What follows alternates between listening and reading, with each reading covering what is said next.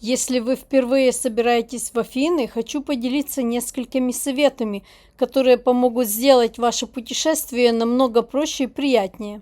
Привет всем, с вами я Вика, привет из Афин. Прежде всего, когда лучше приезжать? Если есть возможность выбрать, я бы рекомендовала весну или осень. Апрель, май, конец сентября и октябрь считаются одним из лучших периодов. Температура комфортная, гулять гораздо приятнее, а туристов обычно меньше, чем в разгар лета. Мы были в сентябре, в начале сентября.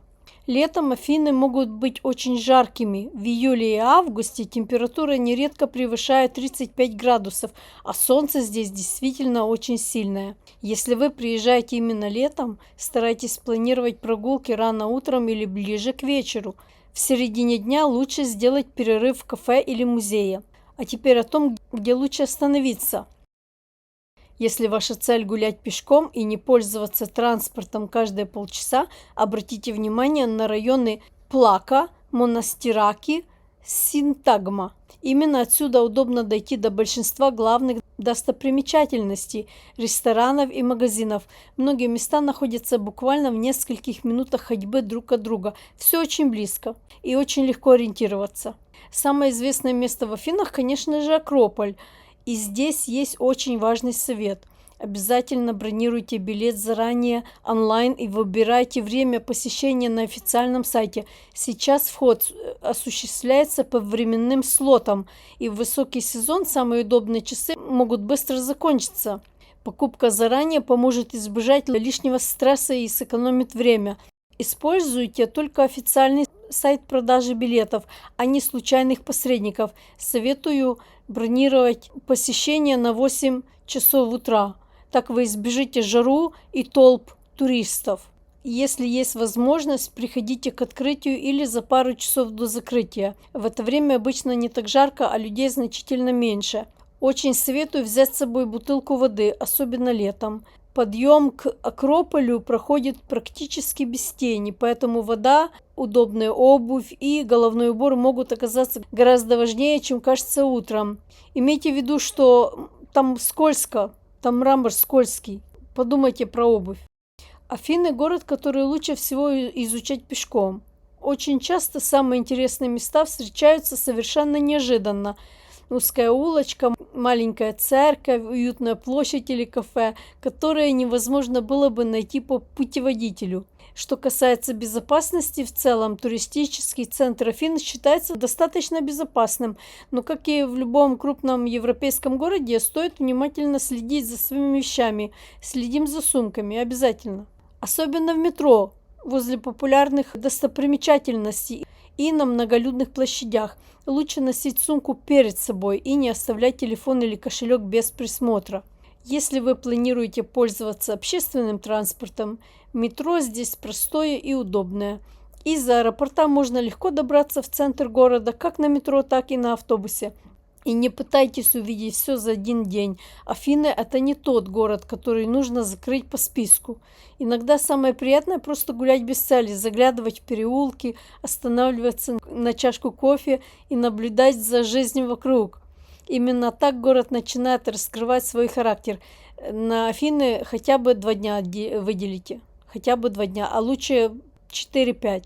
Там есть что смотреть. И по жаре вы много не набегаетесь, вы будете уставать, вы будете много садиться в кафе, попить, отдохнуть. Поэтому хороших 4 дня надо, как минимум. И еще один совет. Не ограничивайтесь только Акрополем. Даже если это главная причина вашего приезда, обязательно оставьте время просто побродить по центру города. Иногда именно такие неспешные прогулки становятся самыми запоминающимися моментами путешествия.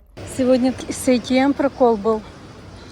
Она хотела снять 280 евро с ATM. Мы могли 300 снять, но надо было мелкими, по 20. За 280 евро она заплатила $385. Как? А так. Мы пошли в ATM, автомат, банковский автомат. И посмотрели, сколько они с нас возьмут за 280 евро. Выходило $385. Мы хотели отменить. Там были 2 опции. продолжить и отменить. Она нажала отменить. Мы хотим уходить, а автомат говорит, заберите ваши деньги. И выдает нам евро. Представьте себе, ни назад, нет, ничего, никаких опций других не было. Мы нажали отменить, а оно выдало деньги. Она потеряла кучу денег на этом. У нас с собой доллары, мы могли их поменять. Я не понимаю такие обманы, потому что это же карма. Ну да ладно. Нам надо было, потому что одежду купили за евро. Надо было сестре, надо отдать евро. Я у нее взяла, наличные не было у нас евро. Мы все потратили. Мы все евро потратили в Париже. Дом разваливается по кусочкам. Неприятно так тебя облапошивают, обманывают. Поэтому не меняйте в автоматах, лучше в аэропорту поменяйте. Там был лучший курс. Где-то долларов 30 мы бы выгадали там. Ну, меньше бы заплатили. Хотя все говорят, в аэропорту нельзя. Да, там был лучший курс, увы. Пришли в отель за чемоданами. И тут я понимаю, что я забыла свои покупки, сумку с покупками в ресторане.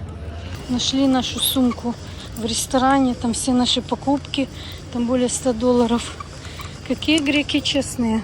Там уже люди сидели за нашим столиком, ели, им уже приготовили. Хорошие, честные люди. Кто бы мог подумать. В Японии у сестры она оставила сумку, пакет в такси, не отдали.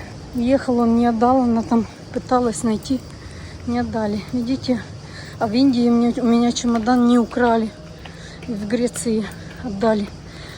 Как все везде по-разному. Кто бы мог за Японию подумать. Дочка только что сказала, что ей бы легко было здесь жить. Она уже полгорода знает, что и где. Я вообще понятия не имею, где мы, куда мы. По-моему, это наш отель впереди. Я вот по этим узнала. Дом разваливается. Она знает, куда идти, куда бежать. Впервые здесь. Как она это делает, я не знаю. Я понятия не имею, где я. Вообще понятия не имею. Мы едем в порт, и вот Синтагма, площадь Синтагма. Здесь где-то метро. По-моему, где-то там. Сейчас разберемся. Мы едем в порт. Вот троллейбус ездит, смотрите. Я 100 лет на троллейбусе не ездила. Здание красивое. Купили 2 билета. Тут написано F80. Стоил 8,20 за двоих. 4 доллара 10 центов стоит билет. Едет до порта. Здесь он останавливается. Вот здесь останавливается автобус на аэропорт X95. Вот это в аэропорт едет. А здесь останавливается, по-моему, здесь X80. Но он очень редко ездит. Google говорит, каждых 30-40 минут ездит. Так же, как и автобус в аэропорт. Ну, посмотрим, мы посидим, нам нечего делать. Мы покушали, попили. Что нам делать? Посмотрим в интернете, поторчим. Смотрите, на X80. Здесь отель Атенс Плаза. Здесь Хапан-Хапак тоже останавливается. 32 минуты ждать. Поехали бы на метро, были бы уже там. Но в метро сейчас час пик. И я в метро с сумками 3 чемодана. Мы приехали на автобусе до остановки музей археологии Пиреус. Здесь порт недалеко.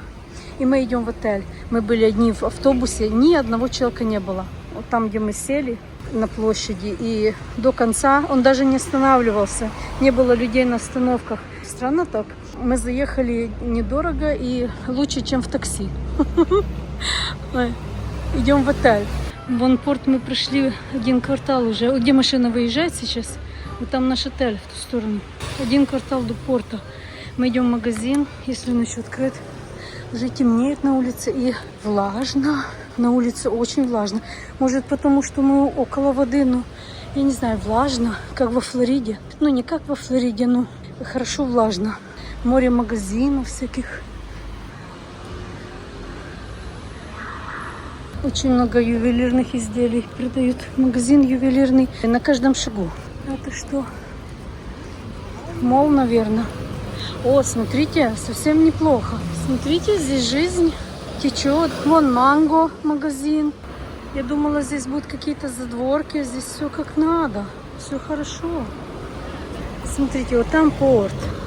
Совсем недалеко. Магазин обувной. А давайте посмотрим хоть сколько стоит. Сколько стоит?